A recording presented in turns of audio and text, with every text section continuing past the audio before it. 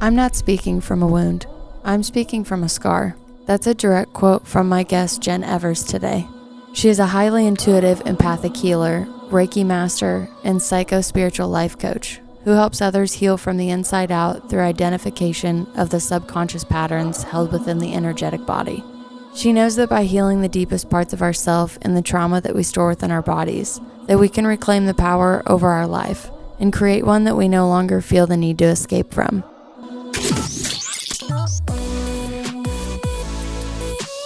Well, hello family, welcome everybody in. We have Jenn Evers here. She's an intuitive empathic healer. I actually came across her page, The Awakened Nurse, on Facebook.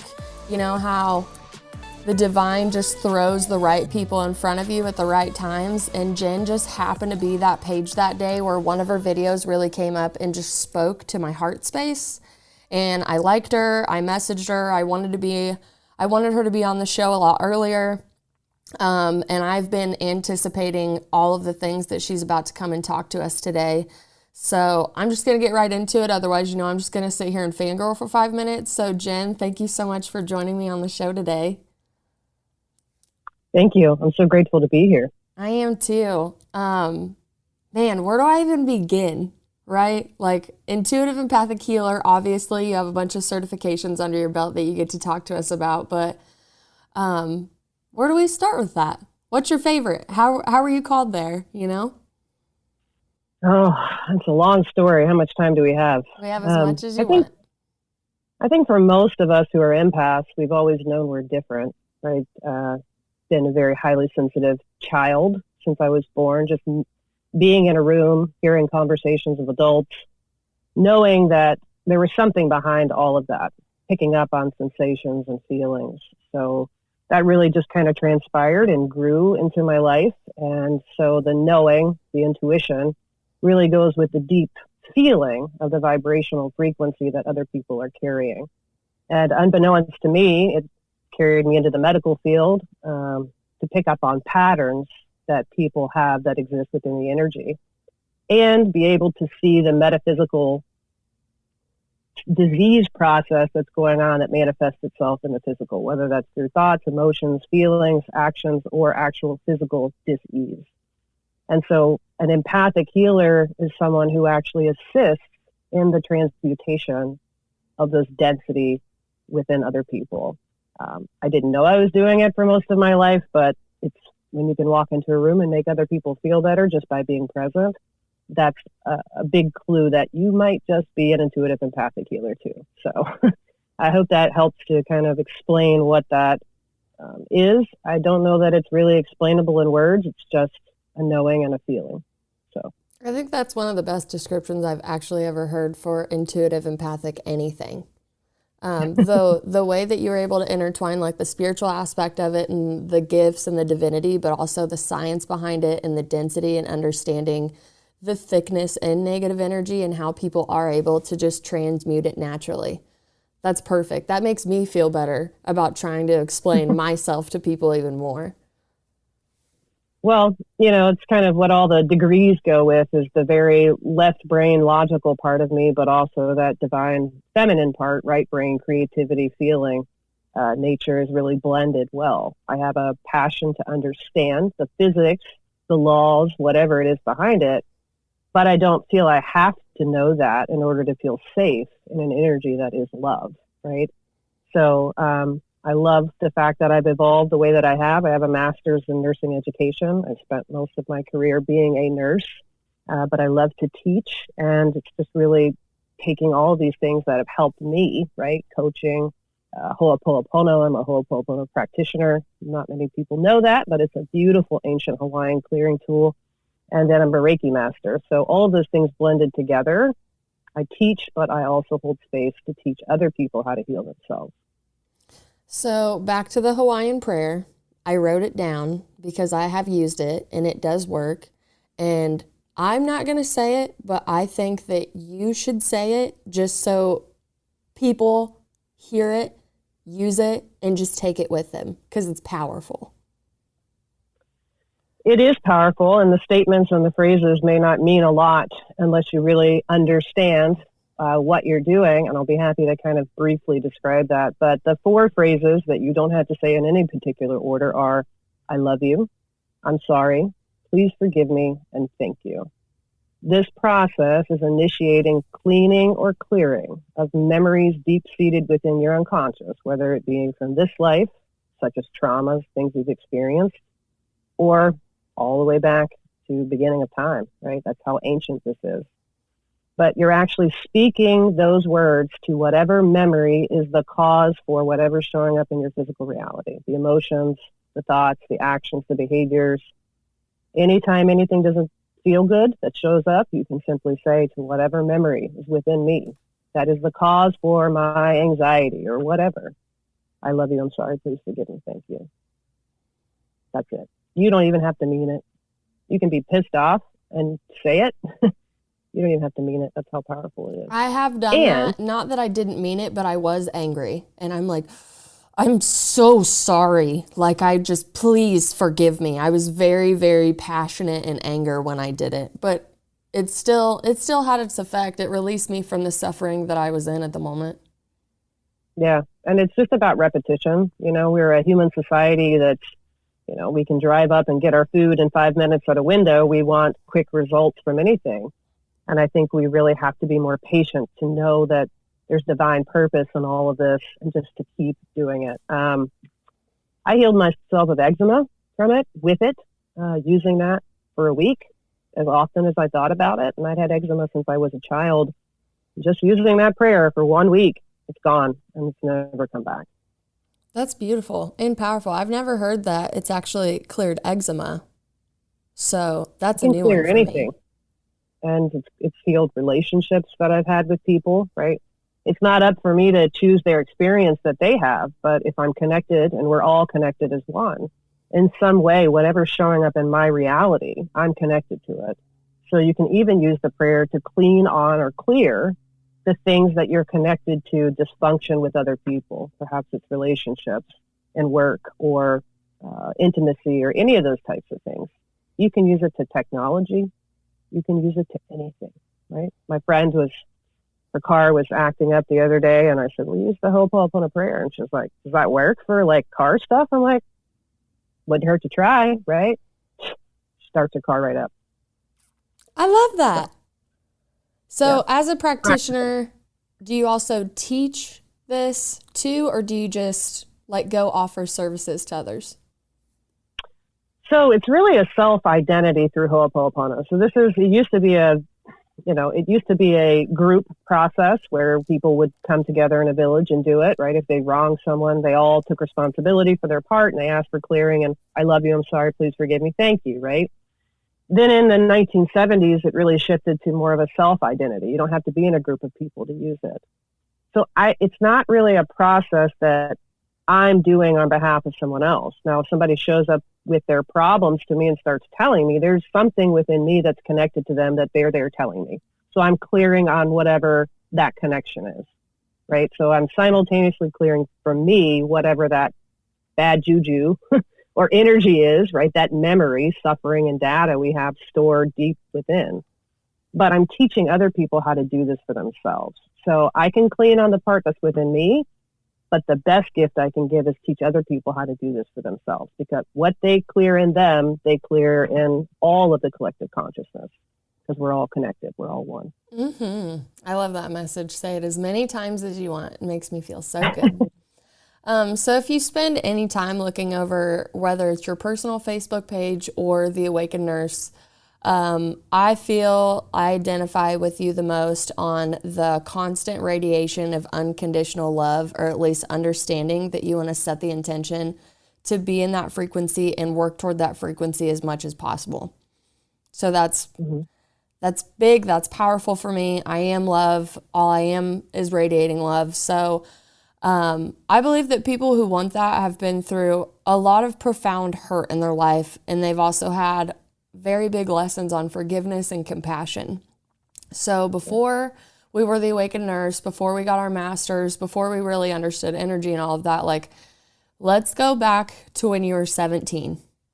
Let's start there and let's paint a picture for everybody, and show how you're so compassionate and loving today based on what you've been through. Sure. Yeah. Yeah. So, well, it goes back a little bit before I was 17, especially during just, obviously I'm a woman. I go by those pronouns. But it was very difficult for me to be in a woman's body because I was a tomboy. I liked sports. I didn't like girly stuff. And so when I kind of transitioned into becoming a woman, it's like you have to fit into this mold of who everybody expects you to be. And that was uncomfortable, awkward, you can imagine. And then about the time I was 17, I came to the understanding, well, I don't really like men. Like, I'm not attracted. I have tons of friends, but I'm attracted to women. So growing up in a very dogmatic, indoctrinated Southern Baptist household with very loving parents, mind you, but there was always the conditions of that religion that kind of encompassed who are you supposed to be worthy of God's love. And so coming out at 17, it really put my relationships or this fear of loss of love from my family and, people that I had always wanted that love from. It really put it on the chopping block, right? Because they had to sit with things within themselves and overcome these belief systems to be like, what do I choose? Love or the scripture that says this is wrong and it's bad? So going through that, I was kicked out of my church and asked to leave. So I was abandoned really by people that I had known all my life, that this one thing, right, changed their entire perception of me and to feel abandoned. And I went through a very dark time, lots of self-destructive behaviors, projecting those things onto other people because I was hurting. Hurt people, hurt other people. And then, kind of time evolved and you kind of have to grow up and just live your life, but always with this deep-seated of who am I supposed to be enough? So that led me to let me get the best degree, right? Let me have the best job. Let me do all of those things to just make myself look better, right? Because then they'll love me. And that didn't work because what we do is we get ourselves into this spiral downwards where we're just doing more all the time and we're exhausted because we're trying to be more in everybody else's eyes. And that created, had 2 kids, got married and had 2 beautiful kids. But, I'm still in that place of I have to do more and I have to fix everything and, killing myself in the process. So it was almost losing my marriage at that point that I went and finally was like, okay, I can't do this on my own anymore. I need help, right? I was a kind, empathetic person, but I wasn't kind and empathetic to myself. And through that process, what I thought I was going for, which was just to get some help, right? So I could be better, so I could be what I was supposed to be for everybody else, that I realized I didn't have to be anybody else, that I was enough already as I was, perfectly imperfect. And it's about growing and learning and seeing ourselves and other people, and everybody is just doing their best in all their moments. So why do we judge ourselves? So healing those layers and layers of just conditioning and belief systems, and I'm not enough, to coming back to my essence and saying you're worthy of love because you are love. That is who we are. Everything else is just in this memory, data, and suffering of subconscious memories replaying themselves. So who do you choose to be with yourself when those things come up? And I choose to be loving. So that was kind of it was not a, it was a hard place to be in, and I'm sure other people have been through things similar or perhaps even worse, but I'm not comparing, right? Everybody has trauma, whether you have little trauma as we equate it or very large, vast trauma, but we all have a responsibility to do the work to heal ourselves. So my favorite phrase is, what happened to you is not your fault, but your healing is 100% your responsibility. Yes. I had someone just say that to me, not like I wasn't doing the work, but I still got wrapped up in the fact that I couldn't believe that that person that loved me did that. And I was like, I need closure. I need to understand why you would do this, because my gun was empty. It wasn't even pulled out of my holster. I was white flagging right. it. And then you get, your heart stomped on. And that was one of the biggest blocks in my healing in the beginning, not even before like the self-love journey, just like understanding that we really all do hold so much trauma in us that we don't even realize. And we're here to come and work through this. I hate to like label it like trauma, toxic, get it away bad. Like this is a part of life. This is a part of living. These are things that we're supposed to go through to not only help our soul evolve, but to help our empathy and our compassion grow for others, so we're able to have the sight to see those people that are hurting. And you're like, I know that hurt. Like I feel it vibrate in my body. Like my throat is raw when I stand next to you. I know what this means. Oh, my stomach just dropped. I know what this means. Like you have all those little empathic tunings that grow in you from this trauma. And it kind of, like the perfect representation for me really is the lotus in the mud, because when you're down in the mud, you're going through all of those horrible things that are really hard to talk about. But when you're healed, you are kind of able just to present it out like, this is what happened. This is how I learned from it. This is how I healed. How can I help you? Like, I love you, right. You know? It starts with loving ourselves and to be able to hold that space for right. other people. We have to be able to do that. And in order to love ourselves, then it's not that we get to pick and choose which versions of ourselves we love. We have to love the entire experience, even the ones that were uncomfortable. That doesn't mean we have to love the abuse we suffered or that, right? But we can honor it as something, and I believe in a lot of ways before we ever got here, we chose our parents, we chose certain potentials. You know, when I say we choose our parents, what I mean is we didn't ask for trauma, but those potentials for that to happen were there, and we knew that before we came. And that's part of the lessons that we're learning. Doesn't make what happened right, doesn't mean it's condoned. It's about learning how do we heal this ancestral trauma that's really being passed down so that it stops with us, right? So if we choose to have children or whatever, we're not taking that same thing and doing unconsciously what the people who raised us did to us. And that starts within. You made a comment about like wanting to know why the other person chose to do that to you, right? And it's because they're wounded and they don't know it. Absolutely. I am so guilty sometimes of loving someone so much, and not just them, but like I love the possibilities. I love their potential. I know that it's in them to be better than the way that they're acting. And like you could hand me a red flag and I would put it in my back pocket and just hug you and go, oh, you're going to be so good. Yes. What are you doing? Oh, I'll go tell everybody. And that's obviously led me to like the same person hugging me and shoving a knife in my back metaphorically at the same time. And I think those were like my biggest lessons, is all the love that I just continuously kept giving everybody. I still felt that I didn't deserve that. You know, whether when you realize you have difficulty with receiving, but you could give all day long and it just makes you just feel, oh, are you good? Are you comfortable? I'm so glad you're good. And then like, you know, you're pouring from an empty tank for years, not wondering what's going on, you know. And I'd been writing to myself forever, whether it was just like journal format or poetry or anything. And I would like I would go reread like my own writings just to see like how I grew. And all of it would be talking about how like I love my people. I love everybody. I just want to help. I'm here to serve. I'm literally not feeding and watering myself correctly, and I know it. And I felt like limited on how to take care of myself, because I was like, it doesn't feel good to take care of myself. I don't feel good looking in the mirror. I'm doing literally whatever I can to get back out on the battlefield and help my people. So I obviously wasn't playing by airplane rules either, right? I stood up and I was like, I don't need a mask. I can breathe.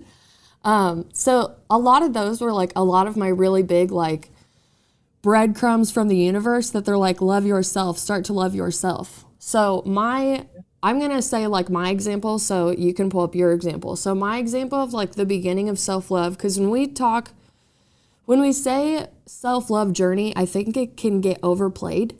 So what I mean is like reprogramming the neuroplasticity in your brain. So like 21 times to form a habit, affirmations, the way that you look at yourself in the mirror.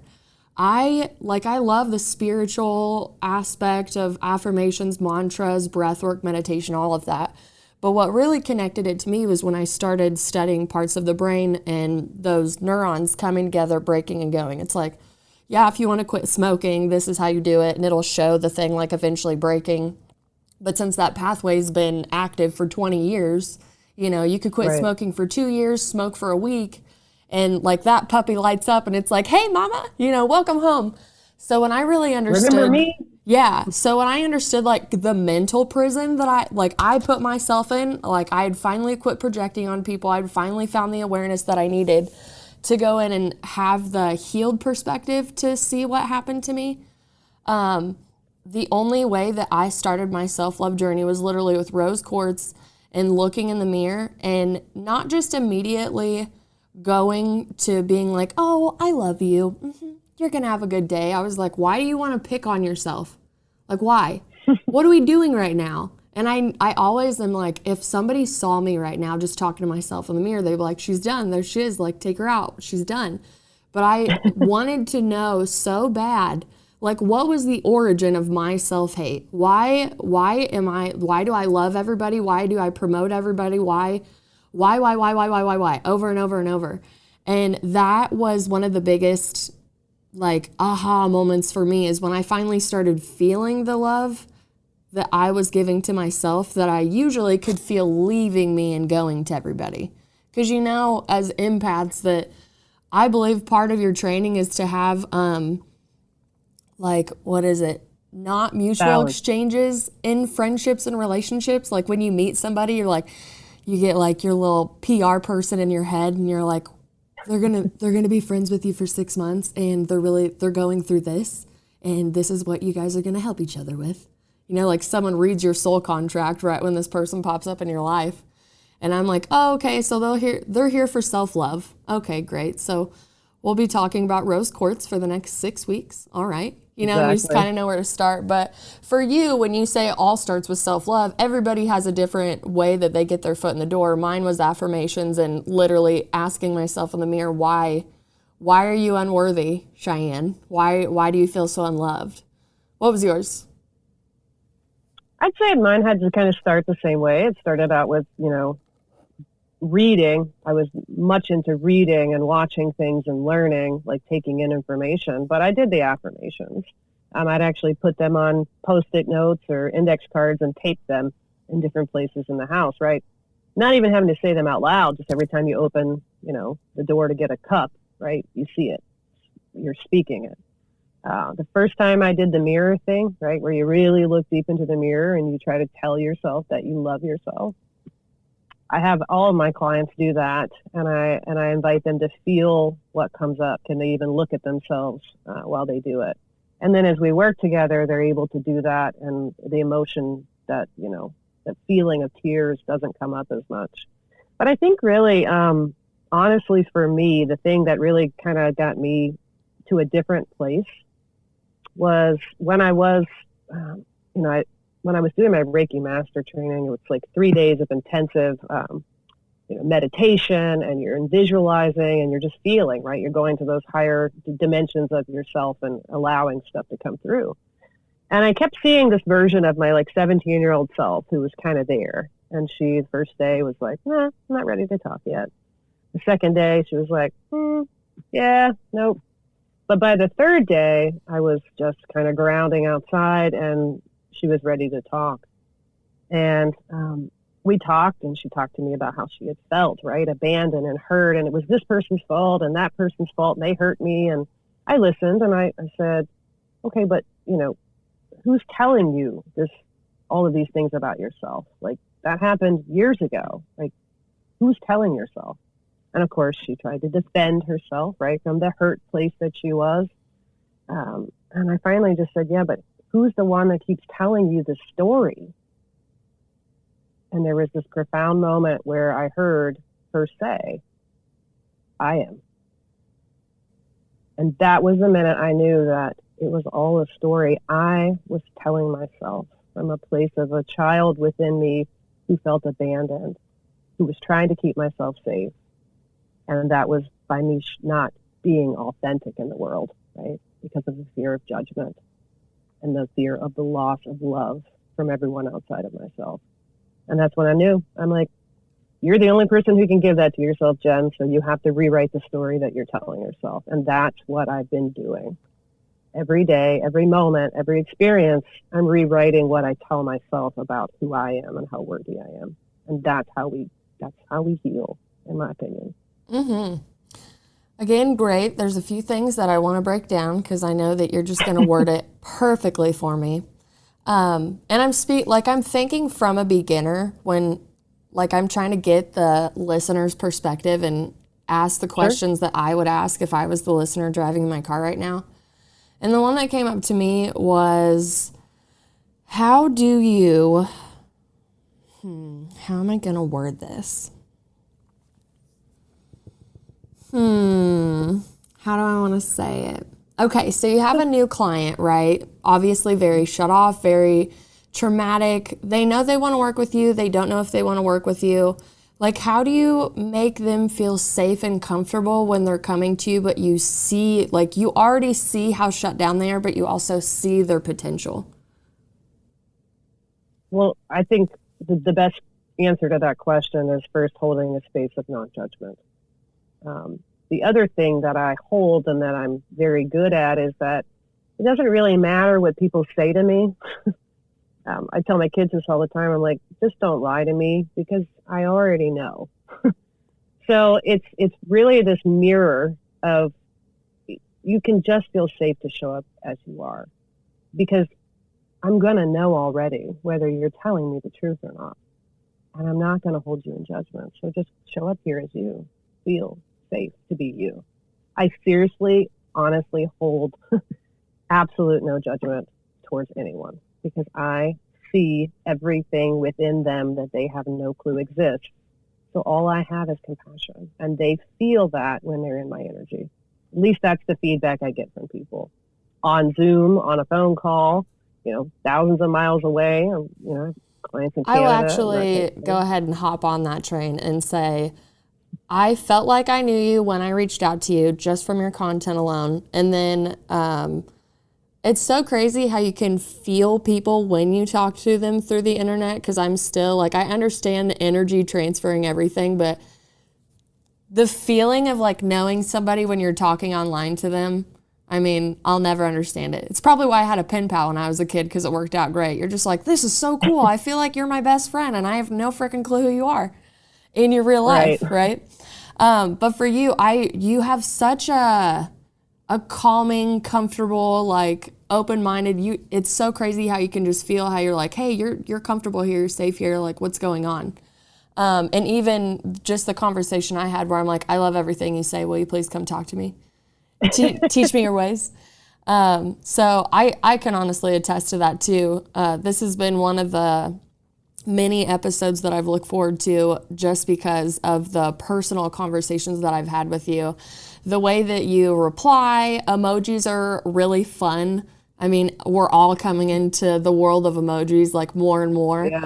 And now it's to the point where, like, somebody sends a message, and if they heart the message, you're just like, oh, that's a weird dose of chemicals you get from when somebody's sending you an emoji. But that's Lots what of technology dopamine. does for us. Dopamine and oxytocin, right? Seriously. Oxytocin's my fave. Thank you for saying that. It is truly, and if you ask anyone that knows me on a physical, personal level in my space, they would say the same thing, that they just feel safe, that I'm warm and inviting and real. And I think that's the big attraction, is how people are drawn to authenticity, because deep down, we're really all longing to just show up as ourselves, right? And not be judged. And so it's kind of magnetic in a way. And being able to do that, it makes people feel good, because that's all what we really want. But the world has taught us that, it's not safe to show up as us, because other people are going to have a problem with it, or they're going to judge us. And boundaries are healthy. I will say that. Like, you were talking about. I think boundaries are sexy. Not only are they healthy, when I meet even in a new friend situation, because you know when you're on, it's not you're on your healing journey and you've stalled and you've went back to your comfort zone and you like quit doing your work. It's like I'm on the healing journey, I'm continuing, and these people come in and out of your lives, and I'm just like, oh, you have boundaries? Like, oh, woo, girl, we're getting ice cream together. Like, we're gonna be good. And then you meet somebody, maybe they don't have boundaries. It's just like, oh, we're probably friends, so she can learn my boundaries. Because you meet people. Maybe that's what we're here for. Oh, absolutely. Like, I'm not trying to act high and mighty about it, but I really do try to figure out why, based on the people come in and out of your life for a reason. They teach us lessons. We do this. Like, yeah, I'm a constant auditor. And I used to be just on like kind of like an ethereal level where I'm like, ooh, I wonder if you're part of my soul fam, if you're a soulmate. Like, I wonder what we're all doing here. And now I'm like, what's in the contract? What are we doing here? How much time do we have? Okay, What's this so all mean? It's all for. yeah. I mean, it definitely is a part of the plan. And to revert back to what you said earlier, how you're like, I believe we're all here for lessons, like in soul contracts, and we pick our parents. I 100% believe all that too. And I was having a conversation yesterday with a lady who was telling me her story. And I always blank out on this part. She's telling me it, and she didn't know, like she didn't have a picture in her mind for soul contracts. So I was like, let me just paint you a scenario. And then I'm going to throw in kind of a comparative metaphor so you can ground it in the physical world. I'm like, before you incarnate here, you're floating up in the sky in a classroom, right? And it's everybody in your life now that you know. You're kind of in like a cafeteria and you're like, hey, do you want to be my mom? I think I want you to be my mom. You should be my cousin. You should be my this. So like she told me like 12 life-altering, horribly traumatic things happening between the age of birth and like 27. And I said, okay, we're going to throw all those things up on a whiteboard. And they have like almost like points behind them almost. And I was like, you come into this classroom and they're like, hey, you're incarnating on earth. We're writing your soul contract today. This is everything that you've done. This is everything that you can potentially do. And like, this is how much further you have to go type scenario. Mm-hmm. And I said, now this is what I want you to think about when you ask yourself, I don't know why I would ask for this much trauma in one lifetime, just piled on top of each other. And I said, have you ever been the college student who is sitting there with the advisor and they're like, hey, if you take 21 credit hours or 25 credit hours, yeah, you won't have a life, but you'll graduate like 2 years earlier. I was like, same exact thing for all of these monumental bulletin points in your life. And she's like, that actually makes more sense. I was like, well, think about it. Like you go through it to feel it, to learn it, to heal it. But then you also learn the lesson. You get a massive amount of compassion, forgiveness, and empathy training. And then, you know, it's that fun little song. I hate that it like sometimes triggers people, obviously, with their religious stuff, but it's This Little Light of Mine. And like, I remember growing up and listening to it, going to Bible study and all of that. But when I finally connected that with like you loving yourself, giving it, like that's basically your heart chakra igniting is what I see. And then you going out, you find your purpose, you activate, you have the awareness, you release yourself, not from all your suffering, because we're still here from the human experience, right? Like I hate that people think when they have a spiritual awakening, like now you're going to get a winning lottery ticket and you don't have to do shit with the rest of your life. Because I've met people like that and we don't talk anymore, like kindly, like you can go eat somewhere else. But I do know that's out there and it's a huge misconception. So I did want to say that really quick. But when you're out there, you light your heart up, you meet somebody, you see them, they're down, they're this, they're that, and you get to be maybe the Reiki Master, maybe you get to be their life coach, however you show up to help them. The moment that you see their heart light up, which that's the moment that I understood this little light of mine, I'm going to let it shine. And it wasn't from a church perspective and all of that. It was, oh shit. People have been missing the mark on that song for a long time. And I feel super grateful that I got it. And I'm not going to run around and like try to save everybody and be like, do you know what it means? But for me, for myself, and just those moments, that was a big one for me. Well, it releases those of us who've been taught that we're not worthy, that we're truly separate from source. It releases us from that feeling of, I'm going to be judged.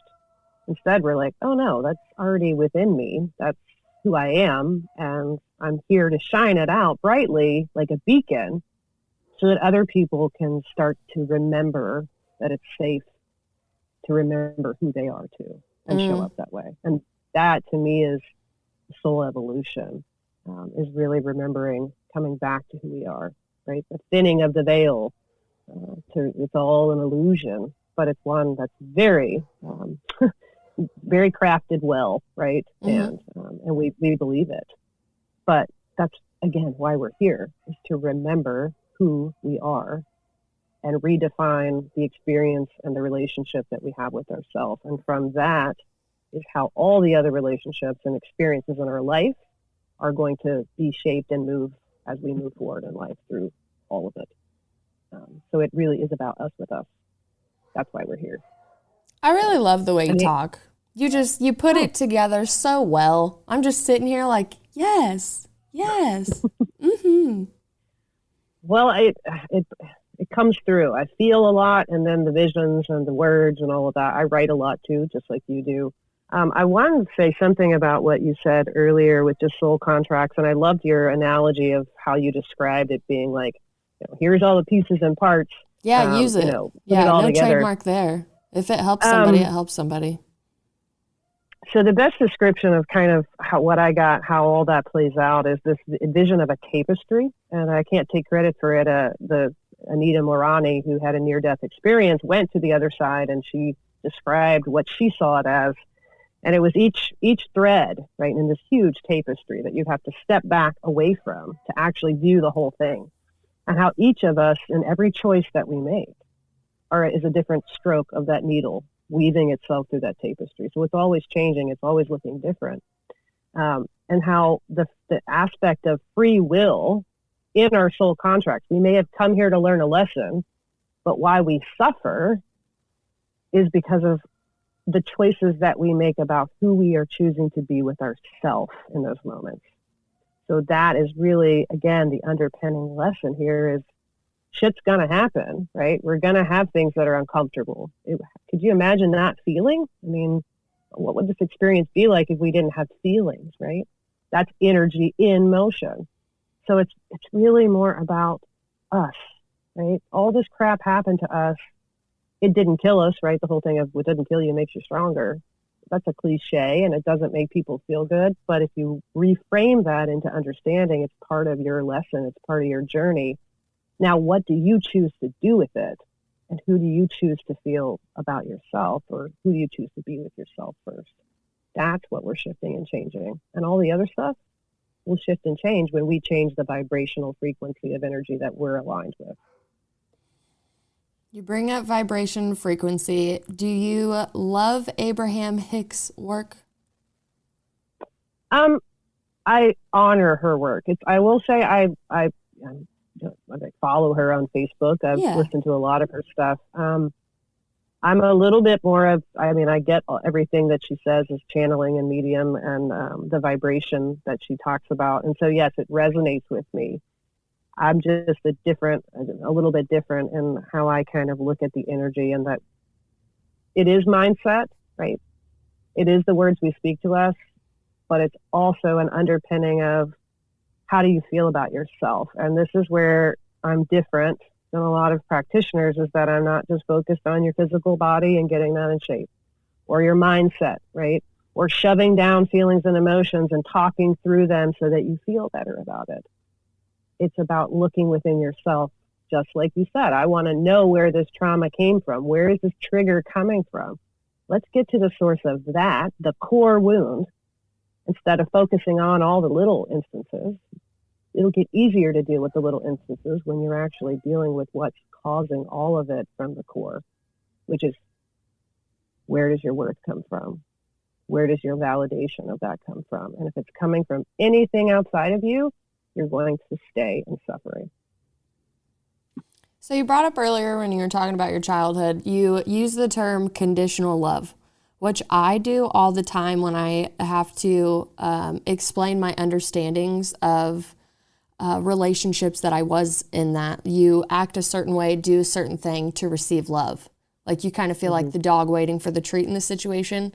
And what I've found out through, again, my own personal journey and talking to others, that conditional love is one of the biggest life lessons and just awarenesses that I've come to find. So I'm curious, with all of the exposure and experience to other people's stories that you have, what is one of the best ways to find out if you are in a conditional love relationship, or if through your trauma, that's obviously one thing that you help them find that what they were living in was not unconditional, it was conditional? Right. Well, I think it's to be very simple, if you're judging yourself, if in that experience and in that relationship, you are worried about, if I show up as myself, right, that this person is not going to love me, right? We refute that people's anger means that we're going to have a loss of love. That's not always. People need space, right? We're allowed to hold emotions. But if you're worried about you showing up as anything except who you actually are with that person, then you're in a relationship that's based in conditional love. And here's the other part of that. It may be you that believes that you're in a relationship of conditional love. And so you're hiding your authentic self from the person that you are expecting to love you, when perhaps they would just love you if you showed up as who you were. But you don't know that unless you actually are willing to go there. And the paradox of it is they're probably in the same fear that you are. So you're both playing out these unconscious fears, right? Trying to be something the other one wants, when really you just both want to show up as you are, but you're scared the other one's not going to love you if you do. So there's that perspective, and then just to make it more complicated, I throw in the, concept of soul contracts, and how you meet some people, you stay with them for a while, they're supposed to teach you lessons. And within romantic relationships, I believe one of the biggest things that I was taught was I needed to learn the difference in myself and in my relationships of what conditional is, and then what unconditional actually feels like. And until I learned the conditional love and really felt the definition, it's all cyclical, right? We could get into karma really quick. So I think of someone being in a scenario where, I see it, I see them being in a soul contract. I see you two literally clearing out karma together that you've been entangled with. We can either do non-locality or quantum entanglement, whatever you want to say. People affecting people from distances when they're not connected, even though it shows that they energetically are, right? So then you have two people, I'm trying to think of an example right now. Okay, romantic relationships are the easiest examples. I don't know why I can't get away with them. I know I need to get away from them. This isn't working out. We've been trying, can't fill the cup.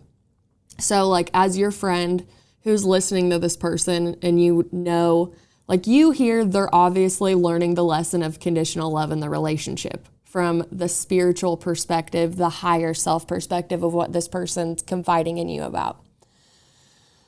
So this is kind of a question story. So stick with me.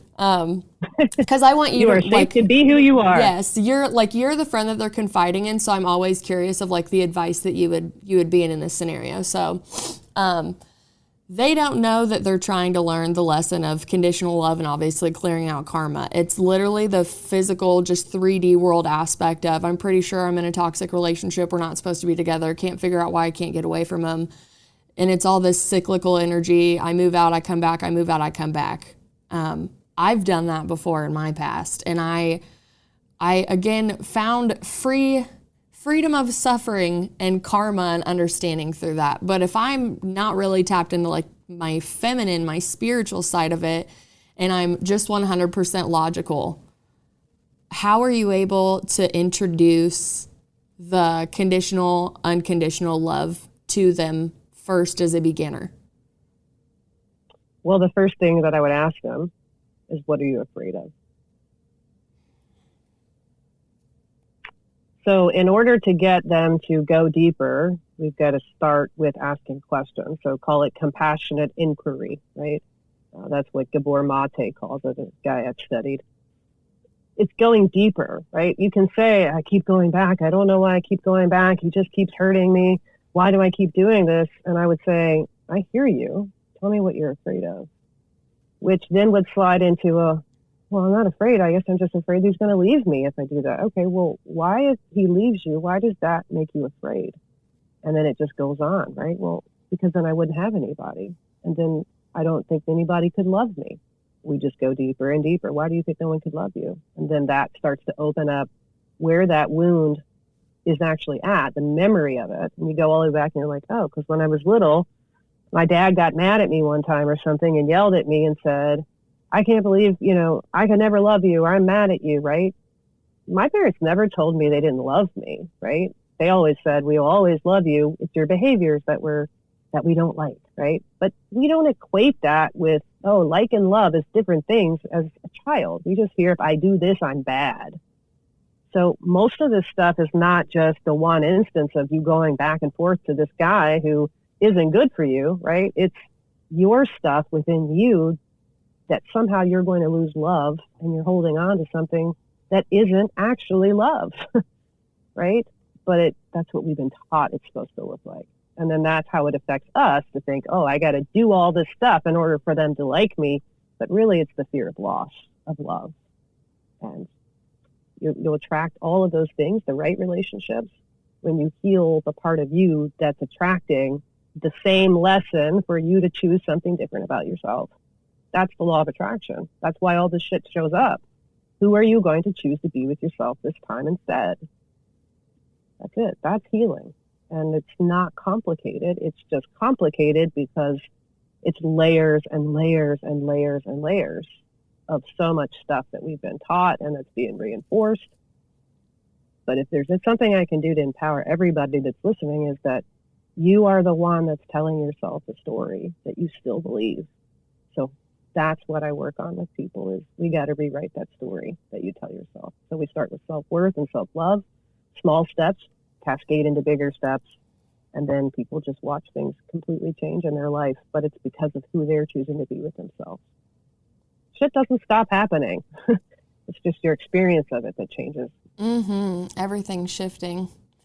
My favorite visualization that I got when you were, because I'm picturing you with a new client really finding themselves and then going back out. It's kind of like the drug addict getting out of rehab and going back to all their old friends and all their old ways and being different and realizing that they're different and going to their loved ones and being like, hey, I'm learning this. I'm different. Like, I have this perspective. But now they don't have the education or training that this person just got. So now this person has like 100% chance of just like relapsing and going back into that comfort zone and those triggers. So is there an integration process that you have for your clients or anybody that you work with? Because I know what it's like to be in a Reiki session, in any of these holistic healing modalities that you do, and you're like, I see it. My eyes are clear. I got it. And then you go home, you walk into a house where you technically have to leave like 50% of yourself outside, right? Because you're in that soul contract. And then obviously the vibration's going to go from like there to there. So how do you help the integration of these new pathways that we're reactivating? Well, in a lot of ways, it's actually consistently doing them, right? So affirmations, but it's also really with what I do is it's about learning how to be uncomfortable and let yourself be there without trying to escape it. And we do that little bit by little bit because everybody's holding different energetics of emotions and memories. But if we're not ever going to let ourselves go to that place and feel it and experience it and start to reframe the story that we're telling ourselves in and through those experiences, then we're always just avoiding them, putting them back in the place that they were because they're not comfortable. I'll just be a shine, a light of positivity, but I got all this other shit back here that I'm not dealing with. It's still going to come up. So I do a meditation with a lot of the clients if I feel that they have a lot of traumatic things where it's hard to look at them from that place, where I will lead them into an integration process where we work with that inner child, such as like a mother or a parent to that child, and really working on reframing the experience that that child had or that version of herself. So I don't do that with everybody. It's just whether the trauma, the level of it really warrants it. But it was done with me, and it's a practice that I feel passionate about. And it certainly can help us reframe stories about who we're choosing to be with ourselves. But it's just practice. It's just consistently doing it. And it's all about us with us. It's not about fixing this or fixing that. We're not fixing ourselves either. We're just loving ourselves. And that truly is it. But we don't know how to do that because we've been taught love is conditional. Right? Well, the remembering of yourself. I think so many people think that they're like, oh, I'm new, this is new. And I'm like, it feels new because you've been covered up for a long time. You've been sleeping, right? And then you find that you're pulling all of these false layers back, and you go back to the beginning. Inner child healing, worst healing next to dark night of the soul, especially when you have no idea what's going on. But inner child healing was really powerful for me, and especially the meditation where you talked about when you were 17. The first Cheyenne that came to me was like an 8-year-old, and she had like specific stories. And it wasn't just like, oh, mom, oh, dad. It was like cousins, brothers, sisters, aunts, uncles, like wherever this 8-year-old version of me went. I know I still act this way too. I'd be like really excited to get somewhere, and this is before you know you're an empath. Oh, I can't wait to see this. Like, oh, I love this person, grandma, grandpa, da-da-da-da. And then you walk into the room and you're like, shoo. You literally just absorbed everybody's energy when you walked in the room. And I'm 8 years old. 1, I don't know I'm an empath. 2, I didn't even know this exists. Like, it's woo-woo, it's pseudoscience. Like, that's not, that's not real. Yeah, and you're not not feeling any of that. Yeah, well, I mean, I can tell you, I remember when I was younger and my mom like sat me down because I had like the worst attitude in the world. And it's not like I had the best influences either, but nor did I understand you picking up energy around people. I just knew the corporate phrase, like the 5 people you hang around with is who you are. And that felt like more of like a money-making scheme, like, only hang out with millionaires, you'll be successful, And if you've ever hung out with a bunch of millionaires, you find out they're not all authentic. Let's just put it nicely. They're not the authentic crowd I was looking for, but I have learned a lot. They have midlife crisis. Yeah. Right? Well, again, like the whole facade that you were talking about. But I remember sitting down and telling my mom, like, I literally feel like I'm a dumpster or a trash can for everybody's emotions. And if you aren't, like, I'm in a good mood, you walk up to me, you're in a bad mood, even just by talking to me, I feel like you're just dumping everything into me without realizing it, and now I'm mad. Well, my mom doesn't know what intuitive, empath, energy and motion, like, they don't educate people on that. Like, that's something you kind of go look at for yourself at the time, because this was like early 2000s probably. Like, I'm like a teenager at the time, so we're having this talk a lot, right? Cheyenne, your attitude. Cheyenne. And now looking back, knowing that I was absorbing all of this, I don't know how to protect my energy. I'm a freaking vortex of attracting all of these things that I have to heal in myself. Did you feel crazy like having those same experiences when you were a kid and like not knowing like why you're pissed off all of a sudden? Because you know that you're a happy person. Like, I grew up in 2 houses. My parents were divorced, so I had 2 lives. One thing that I should establish. So I grew up on a farm in a small town. I had a great childhood.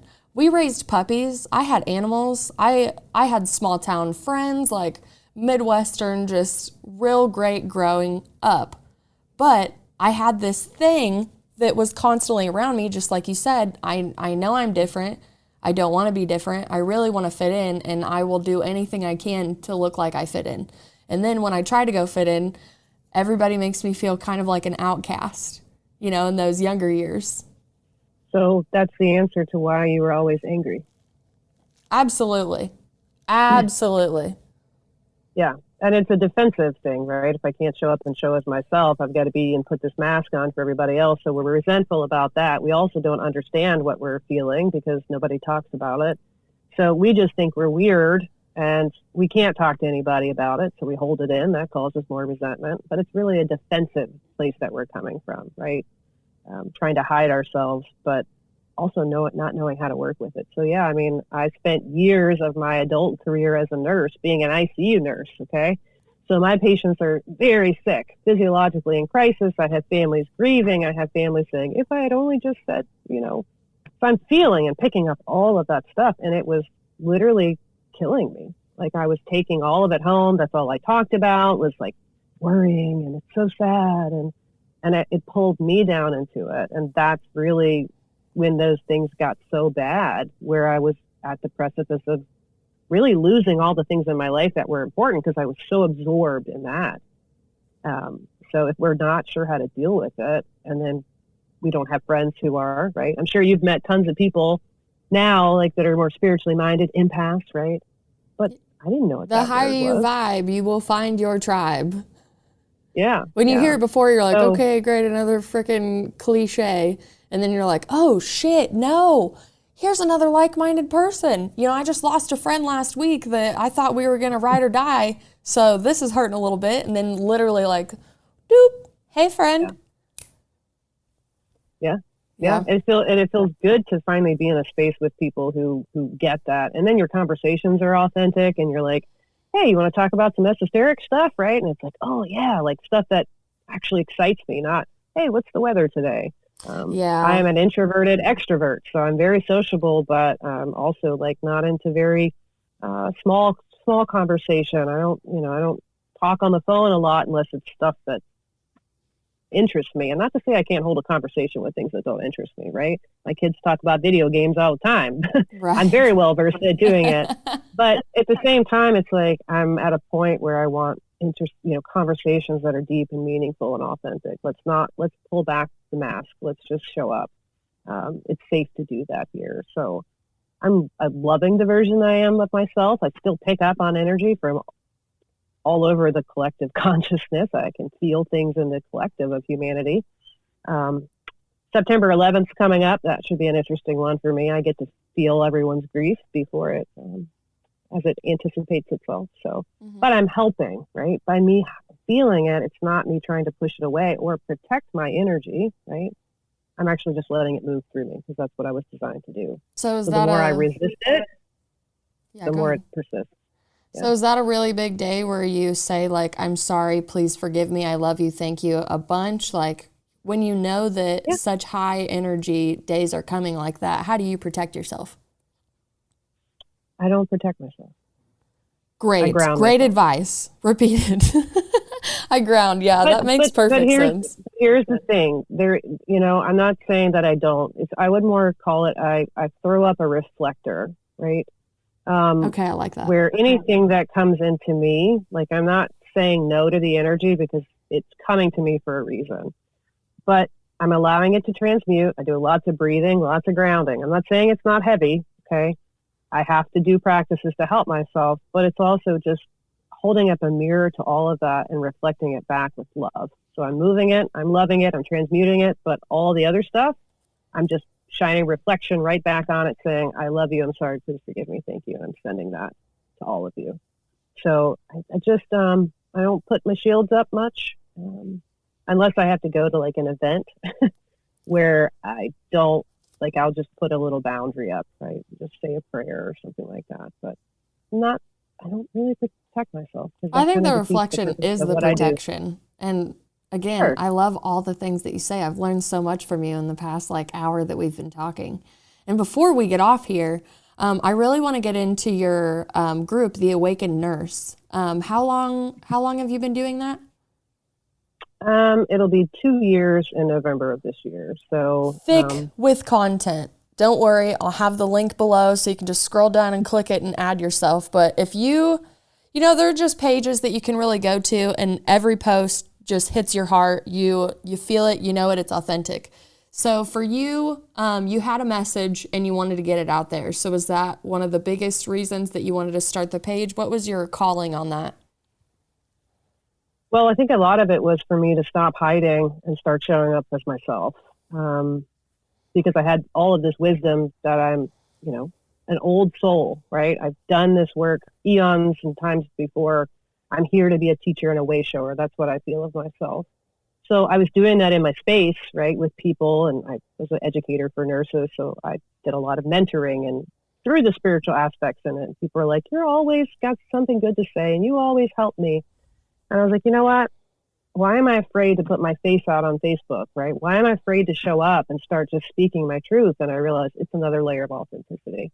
And I just snowballed, right? And I'm still going through stuff. I'm still evolving. I'm still learning. And all of my teachings are not from this perspective of me looking at other people's lives and saying, well, that person is doing this and whatever. I'm teaching from my own experience, right? It's not out of a book. I've read a lot of books, but I will tell people this. You can read all the information that you want. You can gain all the knowledge that you can gain from books and videos and all of that stuff. But unless you're willing to apply it to you and your life and do the work and heal, it's just going to be knowledge. And I did that for years where I read and I'm like, but I don't feel any better. It wasn't until I went within and started applying everything that my life really started changing and shifting. So I just want to get a message out to people that they're worthy of being loved, right? And that they have to show up for themselves. And we got to heal all the stuff that told you that you weren't worthy to begin with. Yeah. And one of the best things that I got from my friend Chantel, she's the metaphysical ambassador I told you about.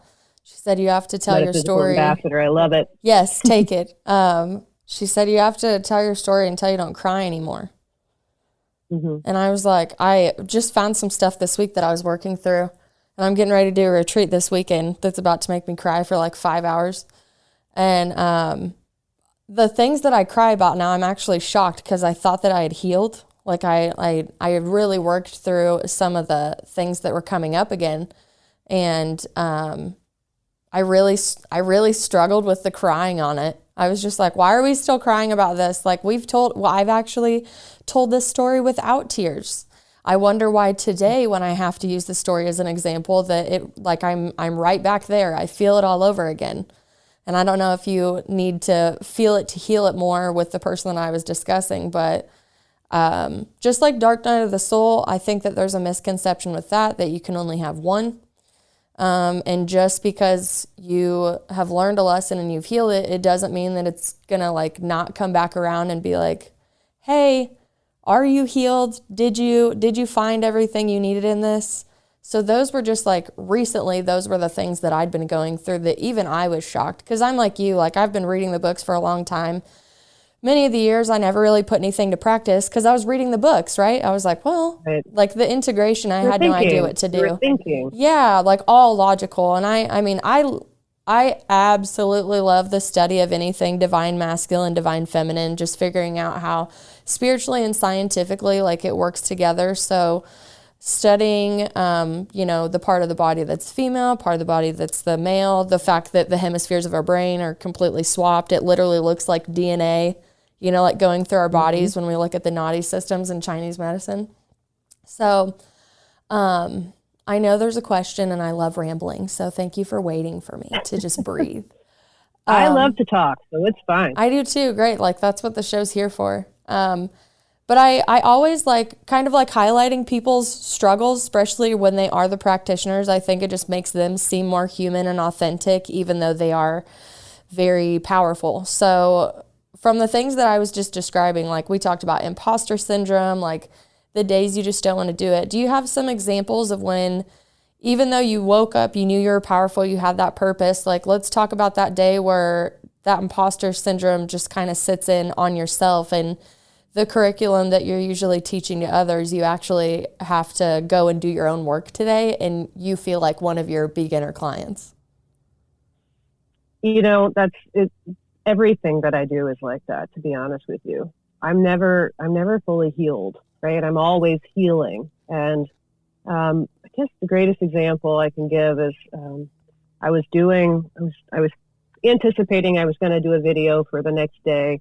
And I was thinking about what is it that I want to show up and how do I want to present the message, right? And so usually I can sit down, I get an idea, I start writing, I just let it flow. And in this particular time, I was talking about energetic wheel of wellness, right? How our beliefs shape our thoughts, our emotions, and then our actions. And so I was picking each topic out and kind of pulling it out and doing a message on it. And so the next day was supposed to be about thoughts, right? That was the topic. How did I want to talk about it though? The funny thing was I was all up in my head, right? Instead of down in my heart space while I was thinking about how to present it. Did I choose the right topic, right? I'm questioning myself. So I actually learned the message of how our thoughts shape it in my own work that I had to do before I presented that message. It was to get out of my head, out of my thoughts, out of the creation of worst case scenario, and instead just feel and be intuitively guided with how I was supposed to do it. And that goes back to the concept of fear and how that plays up into our mind. And we start creating all this stuff, right? Well, what if this happens? What if that happens? When none of it's here, right? All we have is right now. So I still use all the tools, the pattern shifting, the recognition, the awareness, the self-work, dropping into my heart space that I do with everybody else in what I teach, because we're never not healing another layer, ever. And I laugh now when things come up, and I'm like, I have a friend who is willing to give me something, right? And it's like a really big deal. And I had asked the universe for this, right? And it showed up in a way that I didn't expect. And that had this whole lesson in it. Like, okay, well, here it is, right? Here, universe says, here it is, Jen. Here's what you asked for. But you're going to have to be willing to receive the way it's being offered, which means it's someone just giving me something, right? I feel like I have to give them something in return. So there's a whole nother lesson in that for me of what do you choose, right? Do you be as gracious of a receiver as you are a giver? So everything we're going through is another lesson, and it's applying these things in all of those things and seeing every single choice that we make is this way or that way, right? Who you choose to be with yourself. I'm constantly doing this work all the time, and I'm embodying it. That's the difference. That's where we can get to when we really apply this stuff.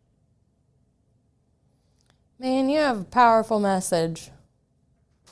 And the way that you articulate giving me the platform to show it. Yeah, I mean, the way that you put everything together, I really do love it. And I'm obviously taking notes the whole time that you talk, which is great. But I just, if anybody's listening, like I'm telling you, you have to go follow the Awakened Nurse page, because you do a really good job of not only just really thick content that you can grasp no matter what level you're at. Obviously, like the comfortability, like the safe space feel is my favorite. And just the, I guess, compilation of it, it's not the same stuff, like you really do.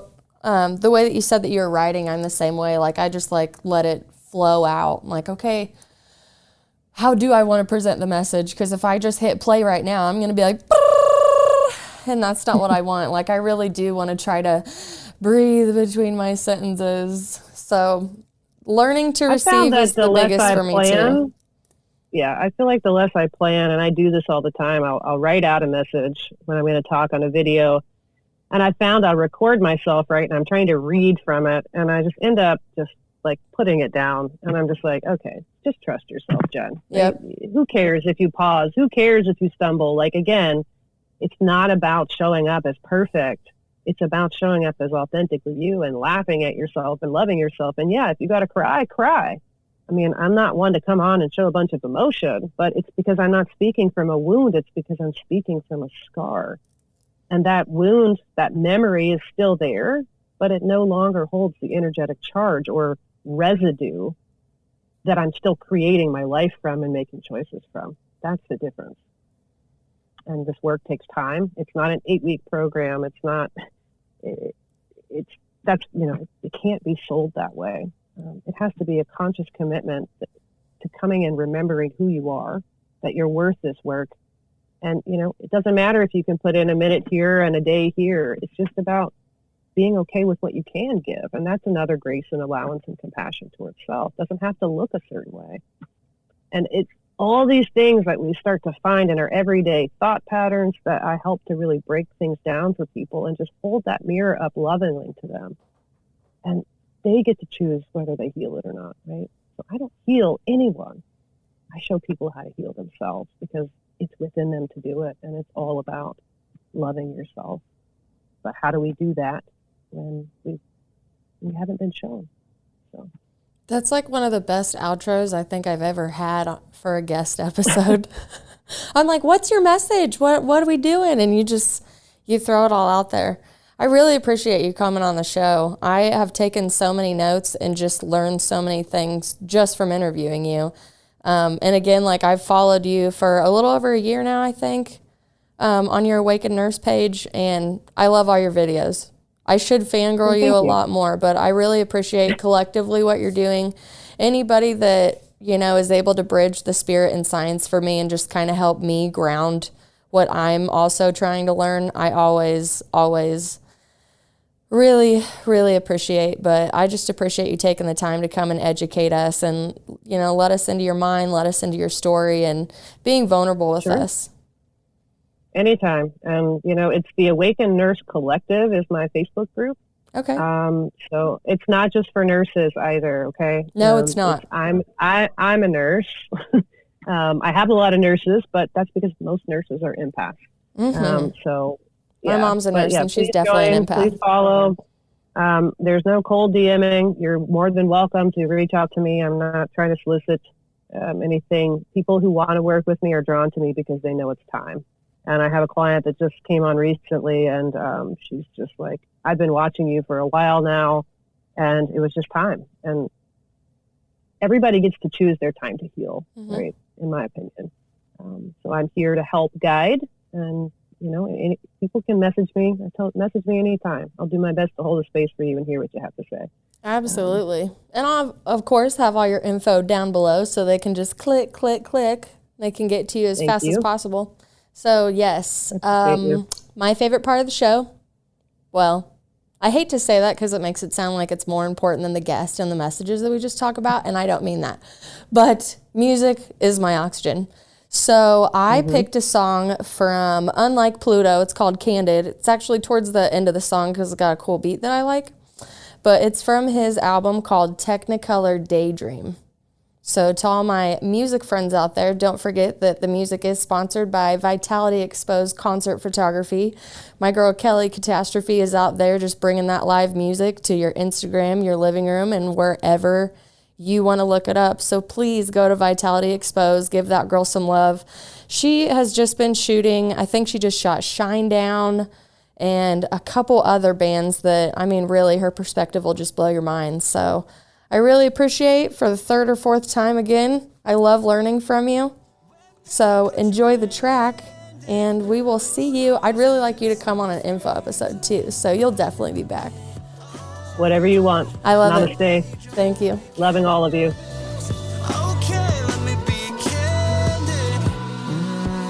This won't be forever. This is the Hoosier Media Network, your home for podcasting.